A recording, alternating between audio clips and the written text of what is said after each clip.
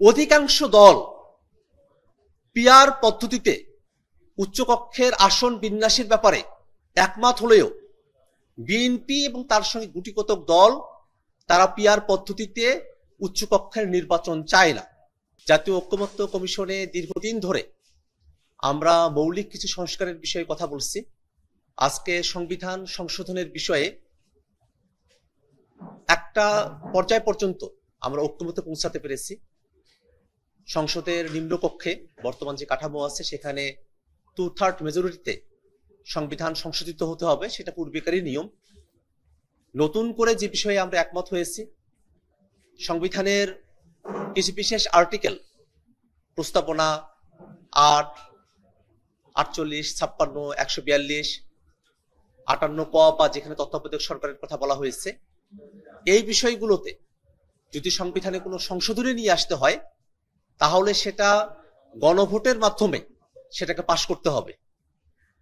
কিন্তু সংবিধান সংশোধনের এই আলোচনায় উচ্চকক্ষের ভূমিকা কি হবে সে ব্যাপারটা আজকে অনিশ্চিত অবস্থায় রয়েছে। আমরা আমাদের পার্টির তরফ থেকে প্রস্তাব রেখেছি যে উচ্চকক্ষ গঠিত হবে, সে উচ্চকক্ষের 2/3 মেজরিটিতে যেন সংবিধান সংশোধনের দিকে যায়। সব মিলিয়ে নিম্নকক্ষের 2/3, উচ্চকক্ষের 2/3 মেজরিটি এবং বিশেষ বিশেষ অনুচ্ছেদগুলোর ক্ষেত্রে গণভোটের মধ্য দিয়ে সংবিধান সংশোধিত হবে, এই প্রস্তাবনাই জাতীয় নাগরিক পার্টির পক্ষ থেকে করা হয়েছে। উচ্চকক্ষের গঠন প্রণালী কি হবে, কার্যাবলী কি হবে, সেটা নিয়ে বিশদভাবে কথা হয়েছে। উচ্চকক্ষে যদি কোনো আইন রেফার্ড হয়, নিম্নকক্ষে সেটা আলাপ আলোচনা হয়ে যাওয়ার পরে সেখানে উচ্চকক্ষে সেগুলো নিয়ে আলাপ আলোচনা হতে পারে। উচ্চকক্ষ যদি সেগুলোকে অ্যাপ্রুভড না করে তাহলে সেটা আবার নিম্নকক্ষে ফিরে যেতে পারে, আবার সেটা নিম্নকক্ষ থেকে যদি উচ্চকক্ষে আসে, একটা প্রক্রিয়ার মধ্য দিয়ে আসলে নিম্নকক্ষের যে আইন, স্বাভাবিক যে আইন, সেটা পাশ হয়ে যাবে রাষ্ট্রপতির সম্মতির জন্য। কিন্তু সংবিধান সংশোধনের মতো যে বিষয়, সেখানে উচ্চকক্ষে 2/3 মেজরিটির কথা আমরা বলেছি, কয়েকটি দল সিম্পল মেজরিটির কথা বলেছে সংশোধনের ক্ষেত্রে। সে বিষয়টা উচ্চকক্ষের সঙ্গে জড়িত থাকবে।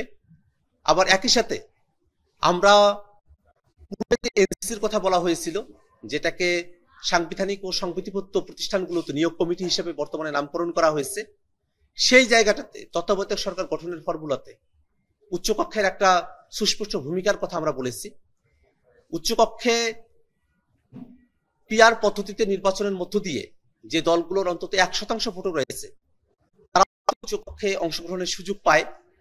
সেক্ষেত্রে একটা বহুদলীয় গণতন্ত্রের প্রাতিষ্ঠানিক চর্চার জায়গা আমরা নিশ্চিত করতে পারবো। বাংলাদেশের প্রাতিষ্ঠানিকভাবে বহু মতের কথা বলার জায়গাটা তৈরি হবে।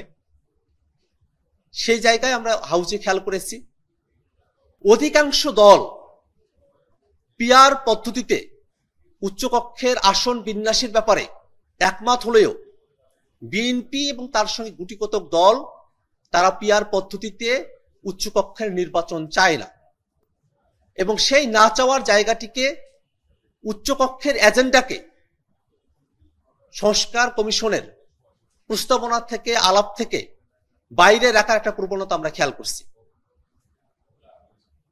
সংস্কারের আলাপগুলোকে এখন সংখ্যাতাত্ত্বিক জায়গায় নিয়ে যাওয়া হয়েছে, যে 20টা সংস্কার প্রস্তাবনা, আমরা 12টা মেনেছি, 8টা মানিনি, সবগুলোকেই কেন আমাদেরকে মানতে হবে, এই একটা কথার দিকে তারা যেয়েছে।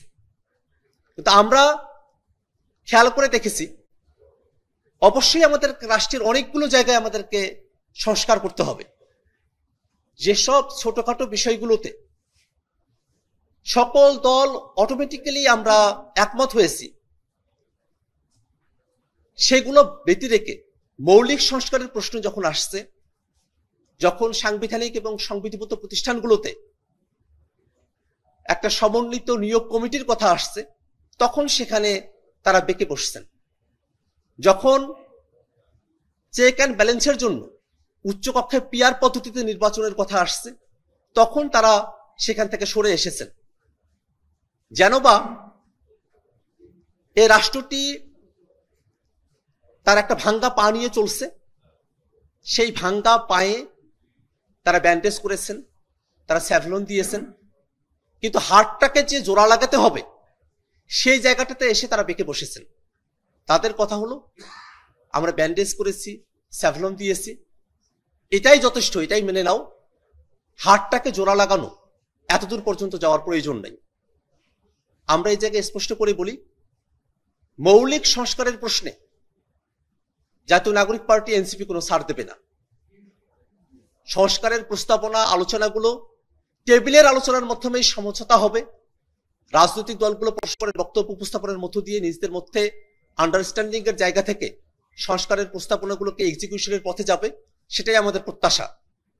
আর যদি মৌলিক সংস্কারকে বাধাগ্রস্ত করা হয়, মৌলিক সংস্কার বিহীন জুলাই সনদের দিকে আমাদেরকে অগ্রসর করার কথা ভাবা হয়, তাহলে বাংলাদেশের জনগণের যে প্রত্যাশার জায়গাগুলো আছে সেগুলো পূরণ হবে না।